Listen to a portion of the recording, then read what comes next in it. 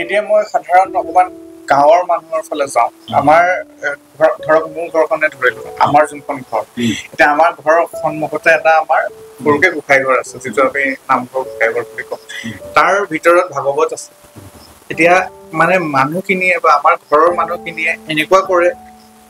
দেখিছো মানে চাপ'জ তালৈ গ'লে ভয় কৰা নিচিনা কৰে মই সদায় কওঁ যে ভগৱান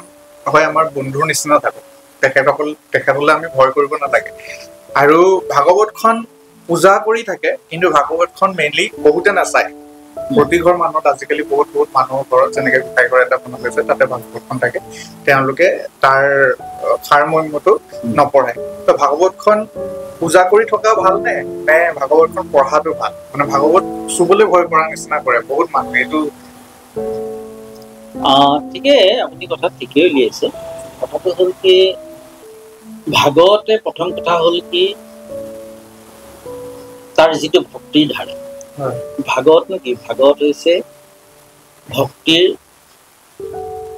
এখন ভুৱতী দেই তাত ভাগৱত সেইকাৰণে নিগম শাস্ত্ৰ বুলি কৈছে নিগম হলেহে ভক্তিটো বেছি গাঢ় দৃঢ় হয় গতিকে নিগম কল্পতৰু গলিতং ফলং সুকুমুখাত অমৃতত জগসংযুতং পিবতং ভাগৱতং ৰসমালয় ৰসিকা বিভাগা সেই ভাগৱতক নিগম শাস্ত্ৰ সেই ভাগৱতক জানিবলৈ ভাবুক হ'ব লাগিব ভাবুকৰ অৰ্থটো এইটো যে জনাৰ যিটো মনত যিটো অনুসন্ধিতমূলক যিটো মানে থাকিব লাগে ইচ্ছা প্ৰৱণতা সেইটো কিন্তু পুৰা থাকিব যে ভাগৱতে আজি এই আখ্যানটো তেনেকে কৈছে ইয়াৰ পিছত কি আছে সেই বস্তু এনেই কাণেৰে শুনি গুচি গলে নহব সেইকাৰণে কয় যে যিকোনো আমাৰ শাস্ত্ৰ কাণেৰে শুনা কথা নহয় তাক শুনিব লাগিব মনৰ ভিতৰৰ পৰা শুনিব যেনে আমাৰ স্বাভাৱিকতে কয় ল'ৰা ছোৱালী যেতিয়া পঢ়ি থাকে খুব ডাঙৰকে কিতাপবোৰ পঢ়ি থাকিলে মাকে কৈ দিয়ে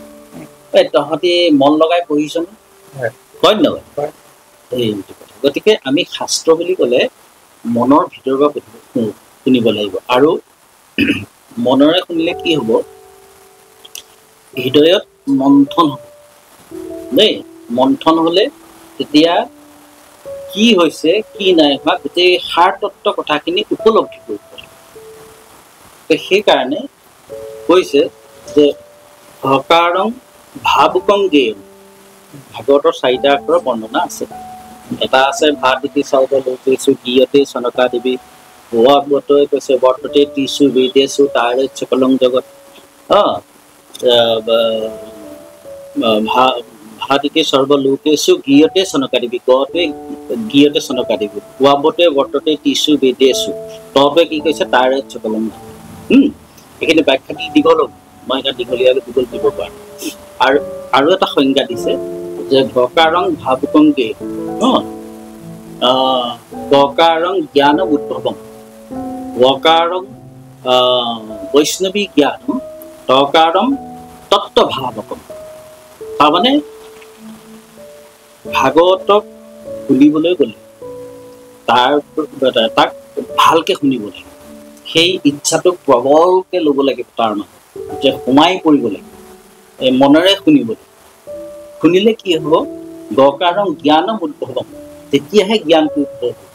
এনেই কাণেৰে শুনি পেলাই আৰু গালে মেলিলে গধূলি আৰু সমাজত বহুত আছে তেনেকে নহয় গকাৰং বৈষ্ণৱী জ্ঞান তেতিয়া কি হ'ব বিষ্ণু বৈষ্ণৱৰ এই কথাখিনি যেতিয়া জ্ঞান হ'ব তেতিয়া বিষ্ণু বৈষ্ণৱৰ এই কথাখিনি অন্তৰত জাগৰণ হ'ব ঈশ্বৰ কি বৈষ্ণৱ কি বিষ্ণু কি সেই তেতিয়া তাত সোমাওঁতে তেতিয়া কি হ'ব তত্ত্বভাৱ তেতিয়া আচল তত্ত্বটোৰ ভাৱ ইয়াত জাগৰণ এতিয়া ভাগৱতে সেইকাৰণে এনেধৰণে ভাগৱতক আমি দৃষ্টিৰে চাব লাগিব বা ভাবিব লাগিব দেই এতিয়া আপোনাৰ প্ৰশ্নলৈ মই আহিছো ভাগৱতখন যিহেতু মই কৈছো যে ভাগৱত হ'ল ভক্তিৰ এটা ধাৰা এখন নদী বৈ আছে গতিকে ভাগৱতক আমি অধ্যয়ন কৰিব লাগে আমি চৰ্চা কৰিব লাগে আৰু ভাগৱতক আমি যিটো মান্য কৰি গুৰুজনাই যিধৰণ দি থৈ গৈছে যে ভাগৱত প্ৰতিষ্ঠা কৰিব লাগে গতিকে ভাগৱত হৈছে বাংময় মূৰ্তি বুলি কৈছে। আমাৰ অষ্টবিধ মূৰ্তি আছে, তাৰ ভিতৰত ভাগৱতো হৈছে বাংময় মূৰ্তি। সেইকাৰণে ভাগৱতত আৰম্ভণিতে ভগৱান পুৰুষৰ লগত ভাগৱতক মিলাই দিছে যে পুৰুষৰ কি কেইটা অংগ ভাগৱতত মিলিছে। যেনে প্ৰথমে দ্বিতীয় স্কন্ধে চৰণ দুত, প্ৰথম আৰু দ্বিতীয় স্কন্ধটো ভগৱানৰ চৰণ। এইখিনি বৰ দীঘলীয়া নকৰোঁ।